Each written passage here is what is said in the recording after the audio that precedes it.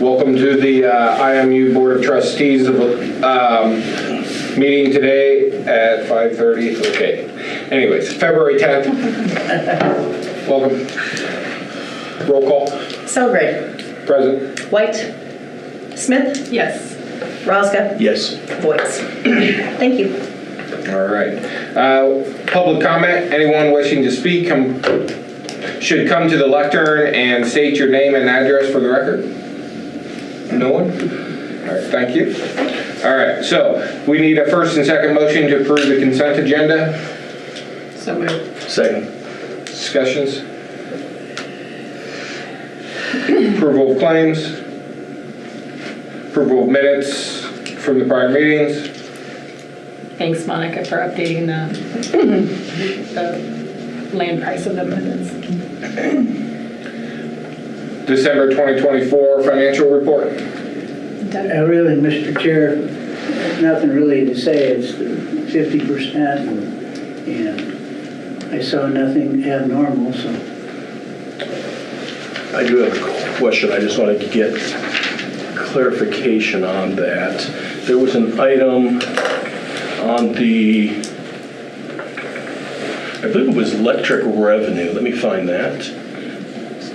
That was significant below budget. That was fiber.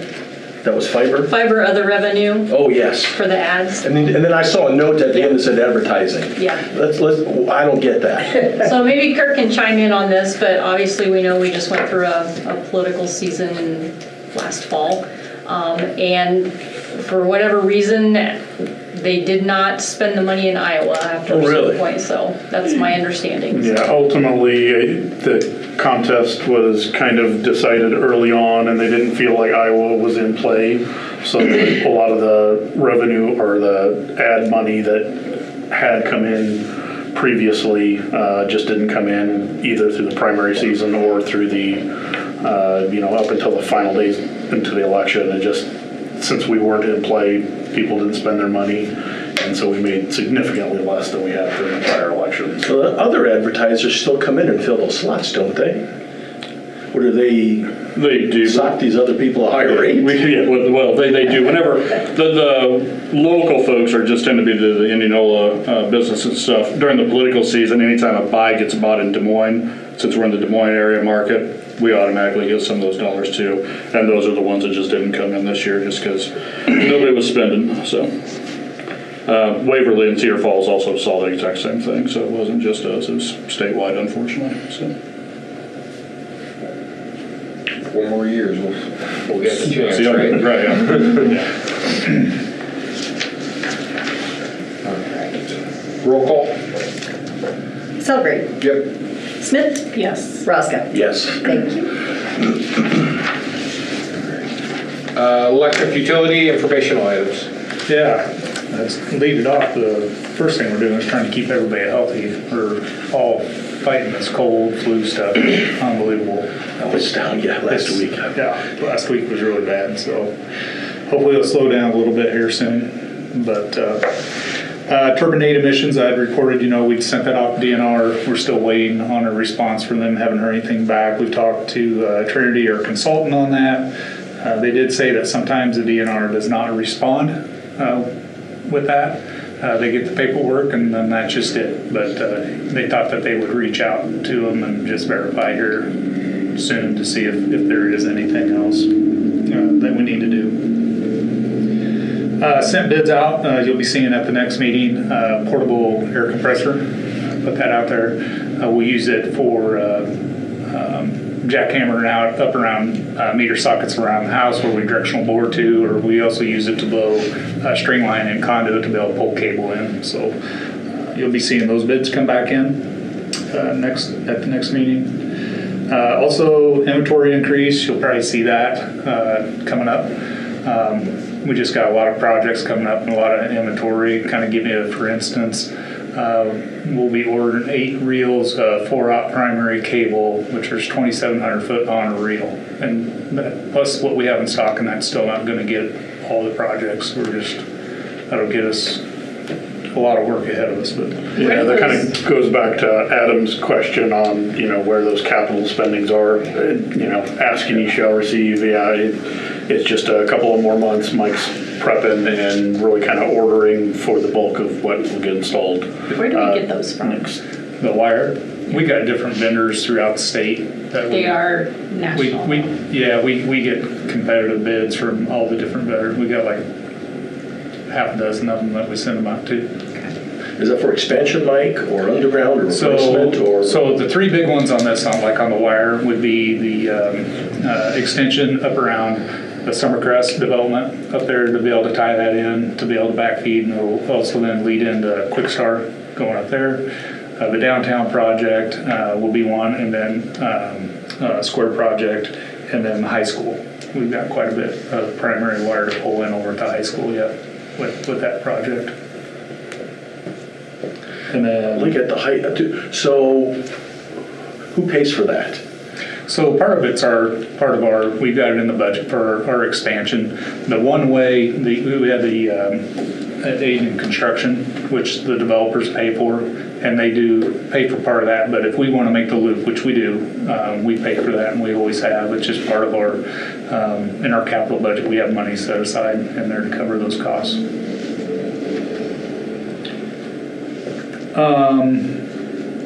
So we did also send a crew out. We helped the aquatic center. They had their lights over there around the parking lot through over to the park.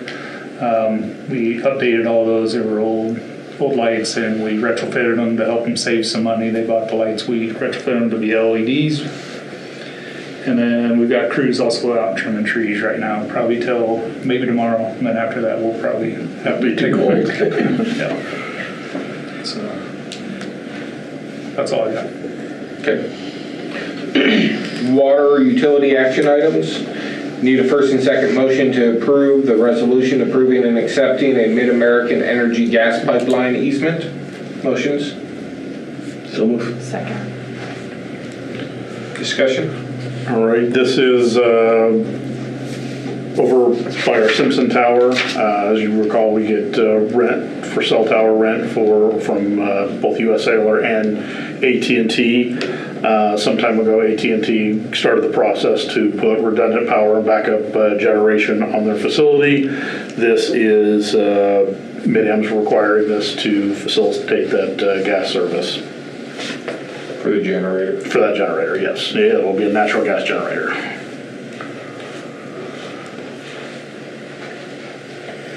Okay. Roll call. Roscoe. Yes. Smith. Yes. Celebrate. Yes. Thank you. Need a first and second motion to approve the authorization of Warren Water District to serve a customer within their territory.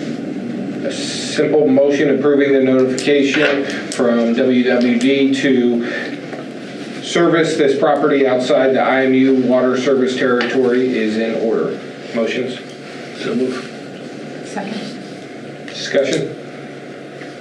Well, as you can see, it's a little over 2 miles away from our closest water main, so it is what it is. Yep. All right, roll call. Smith. Yes. Roscoe. Yes. Celebrate. Yes. Thank you. Water utility informational items. Yeah, not a whole lot. Still winter maintenance. We were able to finish cleaning all of our tanks. Now we're working on some of our chemical feed equipment, just going through pumps, replacing some piping in the chlorine room. Chlorine's hard on the pipe, so going through replacing those. Still trying to get as many meter swaps as we can. And then unfortunately we're still having main breaks. We had 2 last week, so we're I think up to 6 already for the year, so we're been busy with those. Well, we tend to have a few in the winter, don't we? Ground shifting and... Yeah, so we've seen every single one that we've had, it's been a circular break, which is just the grounds. What does that mean? So it's just a perfect circle around the pipe. It's just where it's just snap. Yeah. Snapping it. Like they cut it. Yep, just for the ground moving. Is it worse when there's no moisture in the air? I mean, we've not had much rain, so it's... the moisture and the frost is just so deep right now, and it's No snow ground's insulated. Yep. Communications, utility, informational items. Yep, I'm short as well. We were also fighting the crud. We had 4 positions out today, so we were really short out there today, but got through it okay. Still getting installs done, trying to get stuff prepped here before we get snow on the ground again, so trying to get everything we can get done, drops and things like that on the ground before snow hits. So then other than that, starting to get some resumes in for the job position, so I was hoping to start interviewing this week, but with the weather, it's probably going to get pushed into next week, but we are getting some options out there, so it's good to see. So. Or with the health, maybe we want to wait till everybody's Could healthy be to bring too, them right? in. Yeah, exactly. So. You get a job and Bonus. combined electric, water, and communications action items. All right, the topic we have here is just kind of an update on our fiscal year 2026 budget discussion. At our last meeting, that was right after we got our electric wholesale rate increases that prior Thursday, so we didn't have time to update those. I kind of gave some guesses, and we'll talk a little bit more specifics here. In front of you, I've got 3 sheets of paper. The first sheet of paper kind of... Sorry, are these the same as what we have here that were sent to us? These are not in the packet. No. These are not in the packet? These are not in the Okay. packet. So what is it that we have in the packet in comparison? So what's in the packet is basically our budget document that we work off of. Okay. There's a couple of notes in there that are updated from the last time you guys saw this. I think it was second meeting in January. First meeting, I believe. So we went in, I think the first draft that we presented we had budgeted for a 5% cost of living adjustment. You can see we backed that down to 3% according to the CPU December 2024 for the Midwest. We put that, we recalculated that at 3%. And then also we put an estimated cost of union negotiations. We're going into those actually next week. We've received the union's letter of intent to bargain. And so we're setting meetings now to get that process started. So we don't really have any idea at this point what that might look like. We should have an update for you at the meeting on the 24th. I think actually we'll have what does she call it, an exempt session after the actual meeting on the 24th, and we can update you on where we're at with negotiations at that point. So who sits in those conversations? So it's Chris D and I and our legal representative, and then the union's steward. Well, the stewards, and then what is Tom's title? Is Tom Hayes? It's BA. the business guy. Yeah, the business manager for the union. Okay. So, also, and Chris will talk about this, at the time we brought the first draft, we didn't know exactly what the wholesale rates were going to look like, but those have now been put into the budget, and these sheets that you have before you are additional kind of more detailed information on that rate recommendation. So, other than that, nothing really changed a lot from the first draft that you guys saw. But if anybody has any questions on anything, I'd be happy to answer those, or department heads answer those.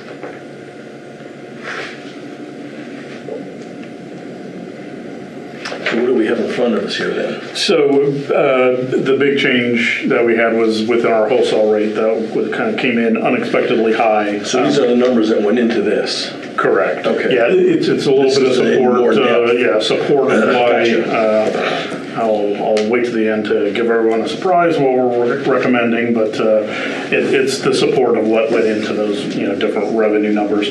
The first sheet you see, I think Adam always kind of likes to see this. If you look in that budget 2026 column and go down to the bottom, you see if we do nothing, we end up losing money, and that's not a position we want to be in. So. In my mind, doing nothing, our plan initially was that we would be able to forego a rate increase, but that was when we were expecting wholesale rates to be go up about 5%. They went up 9.8%. So obviously these projections don't work well. The second page, there's a couple of items on here that I want to draw your attention to. There is in that second line under the budget 2026 numbers, this is a 4.5% rate increase, so that's what this scenario is. The couple of items I have kind of down in the center, we have a 1.159, call it $1.2 million increase in our wholesale electric costs, and that really is just that purchase energy cost year over year. And what we're passing on is $738,000 of that represents that 4.5% rate increase. So, you know, for everyone paying attention at home, I think this is a tribute to the good budgeting Chris and Mike are doing. We're able to absorb a good chunk of that wholesale rate increase. You know, another $300,000. So we're absorbing it at what cost to us? What are we giving up by doing that? There's a couple of reasons that has happened. One of them is electric debt service coming off, and so those scheduled payments that we'd seen 2 years ago, those are 1.1 million. This year they're 678,000. It's not a huge decrease from last year, 731, but ultimately that helps us. That's a Still 50 grand. Yeah, that's a cost-free way to, and we don't have to alter our Net zero. we don't have to alter any options or infrastructure improvements, and it's coming right off the top. So with this, with that rate increase, you'll see that fund balance increased down at the bottom of $358,000, and that's a little bit less than maybe we typically like to target. I think it's a good year to absorb that with some of those costs going up.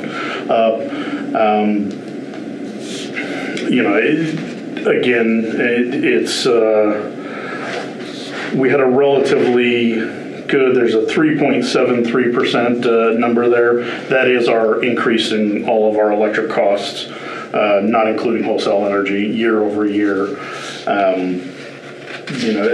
So obviously there's inflationary costs, and one of that item, that I want to point out with that 3.73%, that is above like CPI, but we haven't increased our rates in 3 years. So there's 3 years worth of inflationary costs that we absorbed previously, and when we're going to have to move, we adjusted some of those. So a little bit of that's catch up as well. All averaged out. That 3.73, if you take that over the 3 years, it's just barely over 1%. So I appreciate everyone and the hard work they did. I think certainly that wholesale rate increase would be worse had it not been for a lot of those opportunities that their hard work affords. So Chris, before we move on, if I'm looking at your spreadsheet, then that says as going into the next fiscal year, we're going to obviously have to do something too, because we're at a deficit then. Yeah. So that's a good point, and we'll go on to the next page that kind of explains that. Well, I do have a question also. So you said the 358 figure is not quite where we might like to be. Our re-estimated is 457. Is that closer to where we want to be? Is there a magic number that you'd like to see? There's not a specific magic number, but I try for about $500,000, and that's really. We'll start to get this will be a subject of our discussion at our next strategic planning session. A lot of that $500,000 is, it's there for a couple of reasons. One, seasonality. Weather patterns, they change if you look at the actual between 2024 and the re-estimated between 2025, that difference there of over $1 million in revenue, that's 100% weather related. 2024 started the summer early, kind of in May, prior to our fiscal year, but we had a really mild summer for most of it. There was a couple of times where it spiked, but overall our electric usage was way, way down. And so, that some of that 500 or the first portion of that 500 is our hedge against weather patterns. If we obviously do our capital projects and have lots of our expenses that are based upon that are a fixed amount. If we do see that seasonality come in, that first $500,000 is kind of a comfort barrier that for variation in our estimates and in weather-related outcomes there. The other is a little more long-term approach. Now, obviously, if you have a warm summer, the next one's probably going to be cooler, and those tend to average themselves out over time. But we are, the overall goal is to put a small amount of margin, increase fund balance year over year, and that's dedicated to, capital replacement. And really the one thing, we have good capital replacement programs for vehicles and lines and equipment like that, but what we don't ever necessarily forecast, because it is such a giant variable target, is transformers for our substations. We are East Iowa substation that probably will need to be replaced or maintained next, hence our purchase of our land. So that is going to be a large number, and hopefully by the time we get there, some of these transformer-related costs will settle down. But it wouldn't be shocking, $30-40 million for those substation replacements.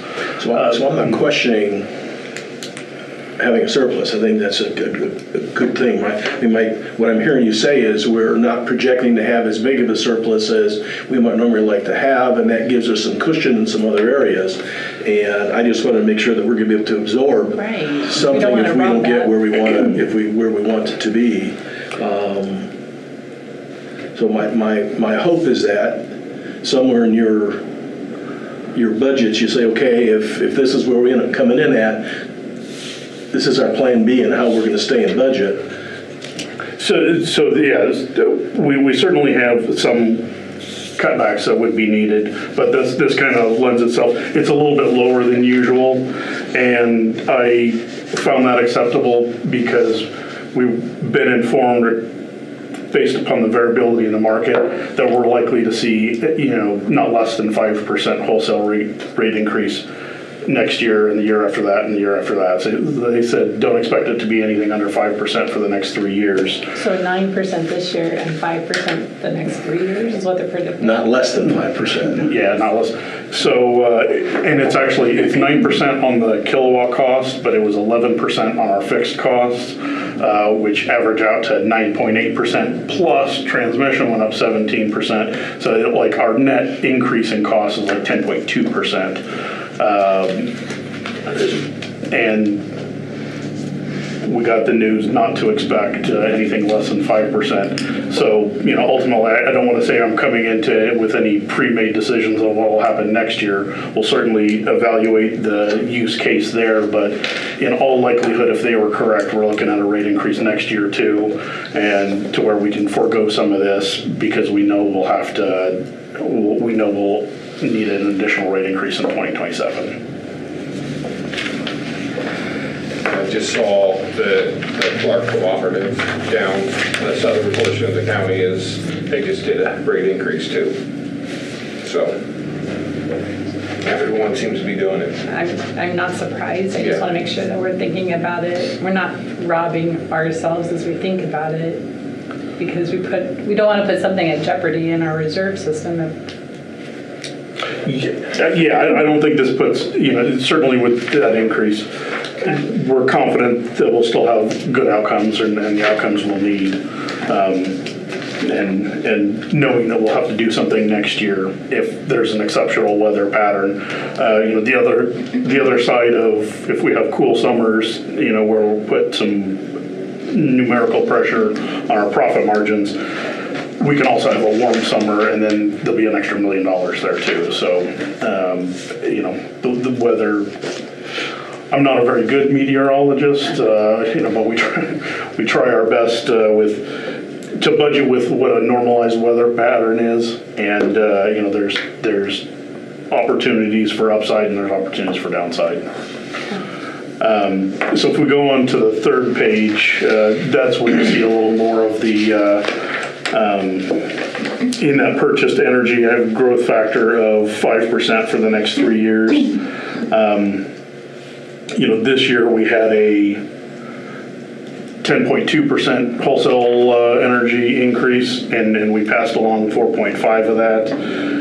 For the next 3 years at 5%, because we did already absorb some of these debt service decreases this year, we'll probably have to pass along a larger percentage of that 5%. So if that works out, this forecast going forward shows 3.5% increases for those next 3 years as well. Those are by no means a foregone conclusion, subject to means wholesale changes and all of those other expectations, but just kind of putting this out as a realistic possibility that we'll be moving stuff next year too, and we'll obviously have one more year of actual financial results to move into those projections. But I had some example. Here's some of the numbers that everything else is held in lockstep. We put a 2.5% increase on all of our costs going forward. 5% wholesale. That leads us to approximately a 3.5% rate increase. Like I said, there'll be plus and minus on that as estimates turn into actuals, but something to kind of think about as we pass the summer and into strategic plan. We had a good run of no rate increases, but if these type of things materialize, or these expectations that we're told to prepare to materialize, they do happen, we're probably looking at some consecutive rate increases. So it may not be the way to think about it for electric, but I know when we talked about water increases, we talked about what we thought, how the consumers would be impacted. Do you have a sense for what that would look like? Is it too early to say? I think there's a lot more variability in individual customer preference. Usage. Yeah, I think with water, we're comfortable with those averages because, we come up with a 3,700 gallon average number, and we can have 95% of the people plus or minus 300 gallons of that. Yeah.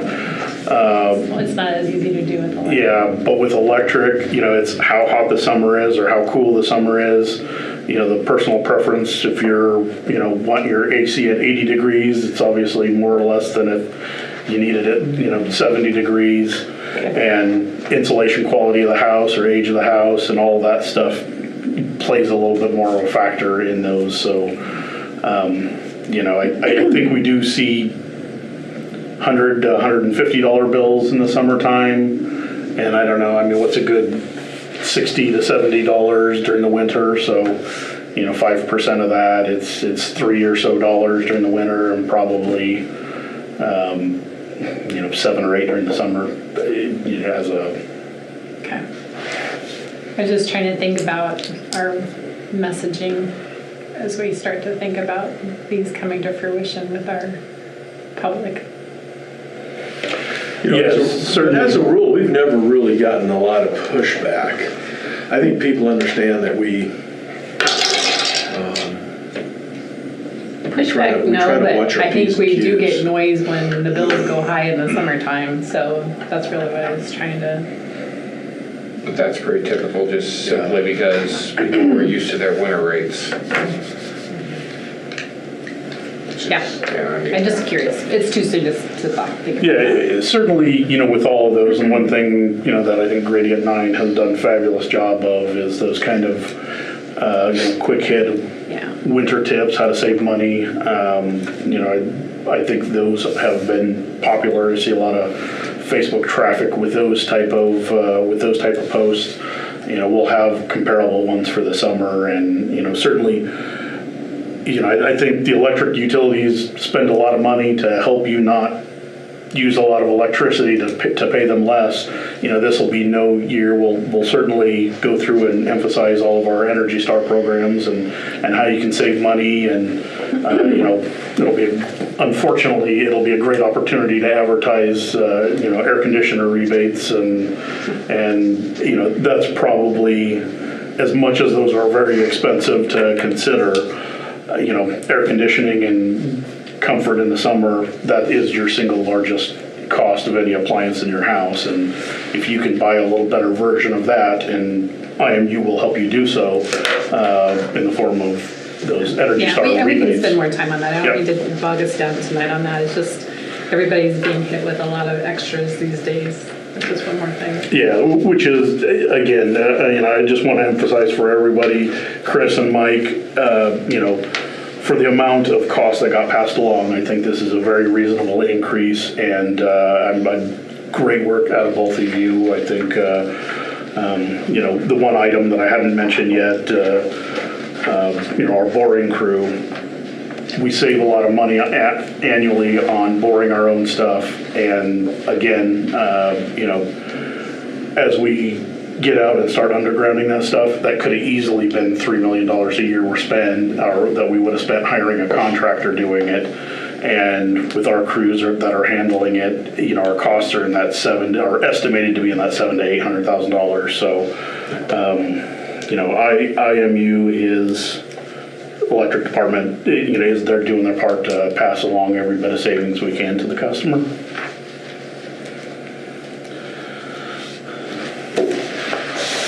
So with that, the only other, rate increases that I want to talk about, we talked previously about water. Those all. I do have one question. I'm looking at your last sheet here. So 26, 27, I'm looking at our decreases as far as our, do rate increases factor into those numbers? The fund balance increase, the rate increases are directly related to those.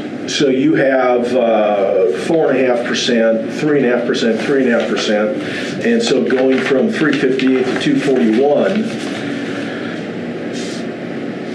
It's an example, just trying to set an average expectation. Ultimately, we may need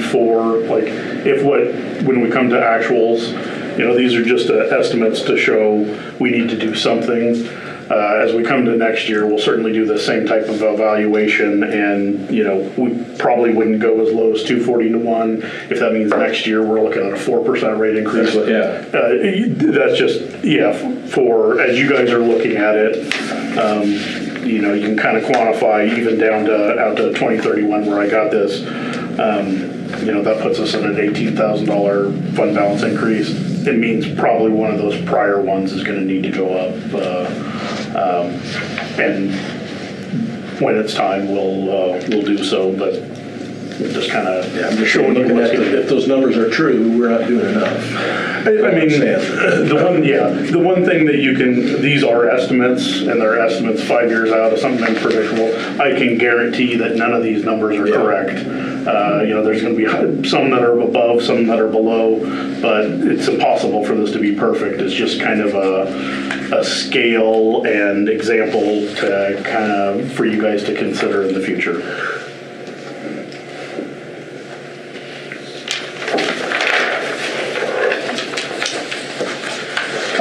So what didn't change since our last budget, water, we're still expecting that, 4.5% rate increase. It'll be 25% on the base rate, and then now escaping me, 15 cents on the marginal rate. 25%, 25 cents. 25 cents. Yeah. Sorry, okay. Did I say percent? You did say percent, yeah. It is definitely not percent, 25 cents. Yeah, okay.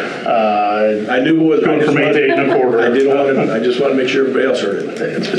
With a total, so ultimately, in those impacts, because they're a little more normalized, we're in that same typical, it's a little lower than previous years.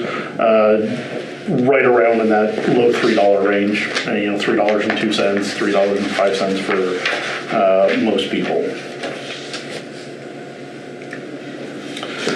And lastly, I know we haven't quite quantified this. Our video customers should expect a rate increase. It's the nature of the beast. As much as we wouldn't or like not to or be able to absorb something, we do video at a very low margin, and so there isn't a whole lot of savings to be had there, or take it out of the fund balance or anything else like that. And so when we do get wholesale costs that go up, ultimately we pass those along. And I think this year, in previous years, has been some of the optional packages or those higher packages that saw the rate increases. This year, as we're working out the exact numbers, it'll look like it'll be some on the base rate and some on some of those other packages as well. $2 and $3 for each one of those.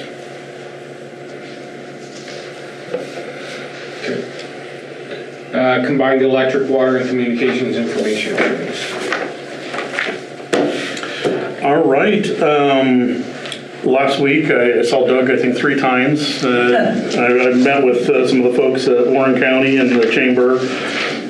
We're working on some projects for the next couple of months. One with the Chamber, kind of meeting with the businesses and doing a energy saving seminar that we're hoping to kind of target at some of the rental markets. One of the struggles that some of the businesses on the square have is, we just talked air conditioning being the largest expenditure that our residents have. That's also true of a lot of the businesses up on the square.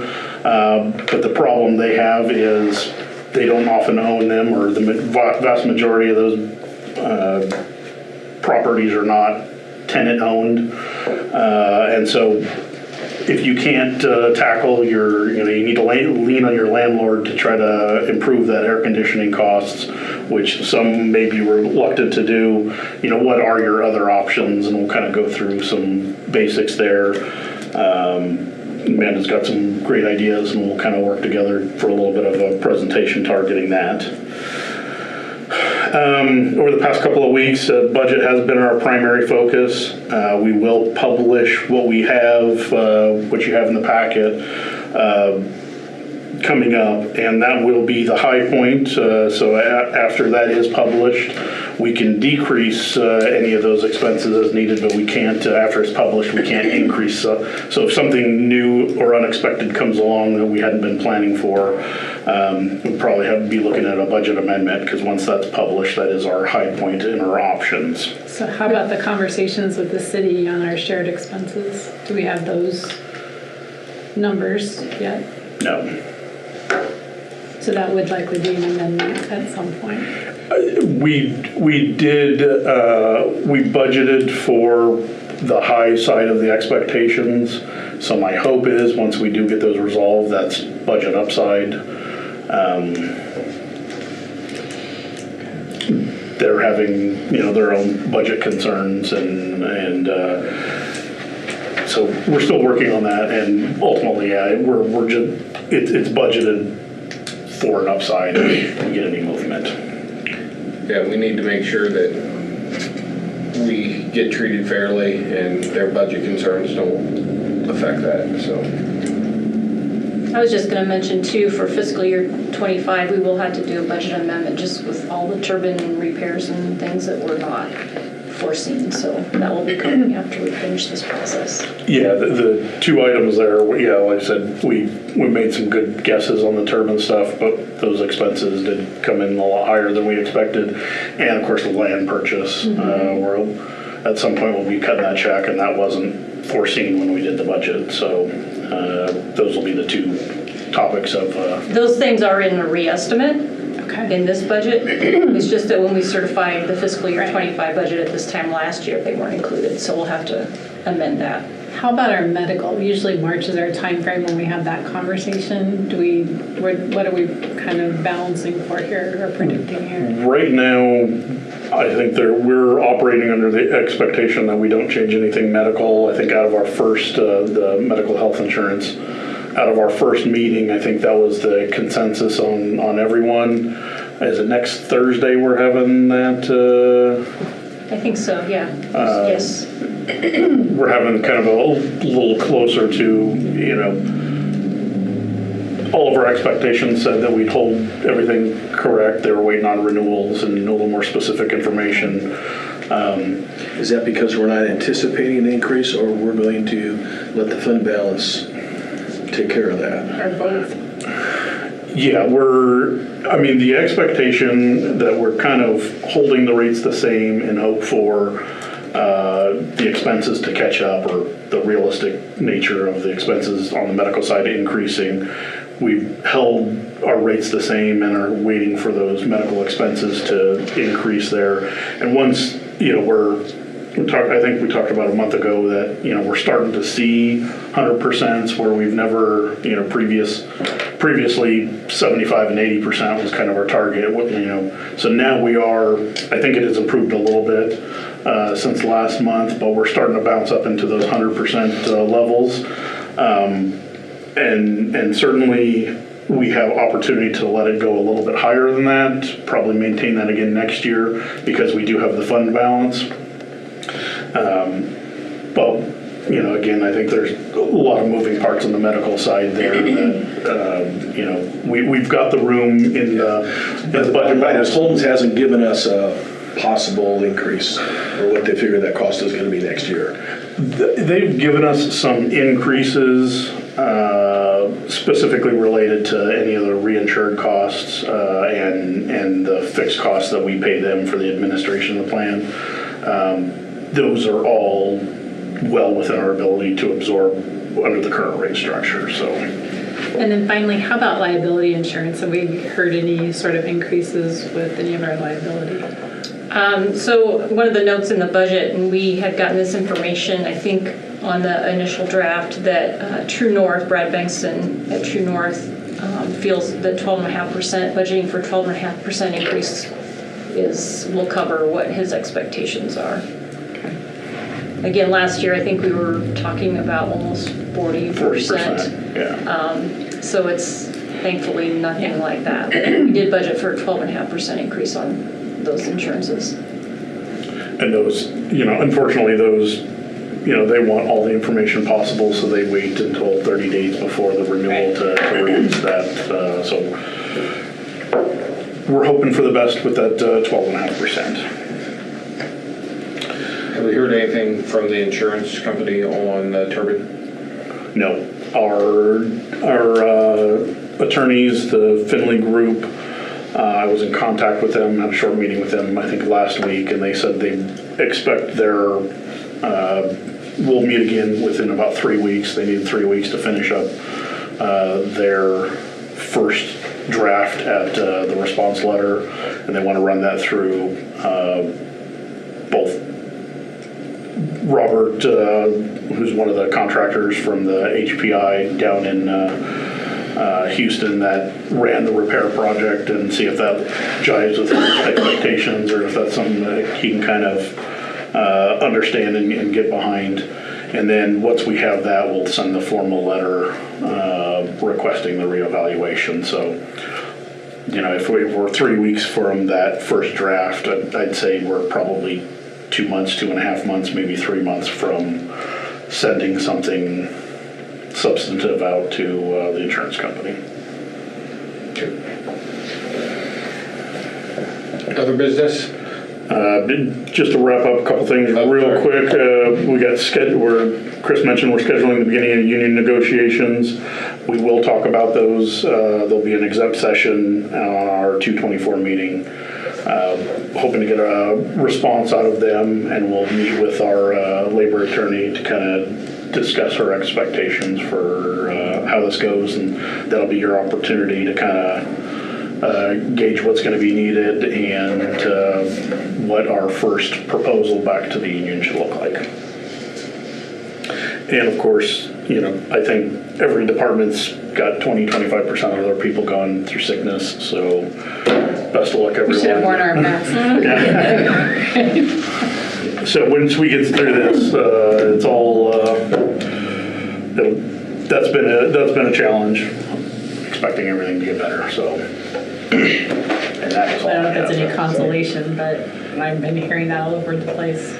Well, Des Moines was even shutting down some of their schools. Really? So they People's had banks so many. closing their Yeah. lobby early because they don't have enough staff. Yep, we are So if we've not done unique in that far, one. know what's coming. Question, and this goes way back to Kurt, as far as fiber is concerned, and Chris, my recollection is way back in the day, and what got me thinking about this was the note that was on the financials as far as the advertising income. We had talked about opportunities for some in-house advertising and doing some different things like that. Is that something we still have in our sights? Was that kind of just all wishful thinking stuff? Or, Mike, are you thinking from a revenue generation Yes. standpoint? Yeah, from a revenue generating side of it, we partner with ICANN out of northwestern Iowa.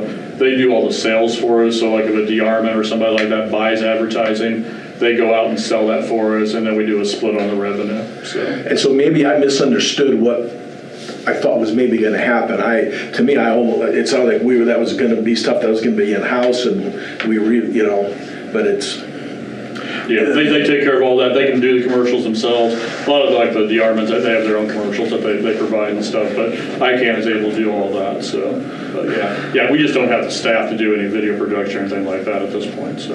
Yeah, I think that came down to the demand hasn't been there to move it any further, and given the demand out of the sales groups, we can't supply staff on it, so we really do have, for getting advertisers connected with our local businesses, the ICANN works out the best. I mean, obviously we So pay. basically, we provide the platform and they do all the legwork. Yeah.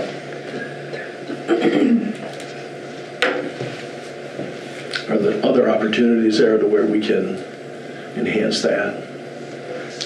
And that's a pretty broad question, but I guess just trying to find some ways to. That might be a really good topic for our strategy conversation this summer. Maybe Yeah, ideas and to think about. I don't know what that might be. I'm just anyway. I think a lot of that comes down to what do you think the future of video is? Is it over the top, or is the demand going to be on the streaming? I don't know that we want to sink a lot of capital investment into something that could be gone in 3 years, or 6 years, or.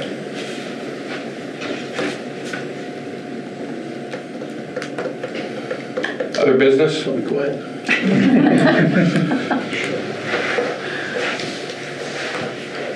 All right, no other business?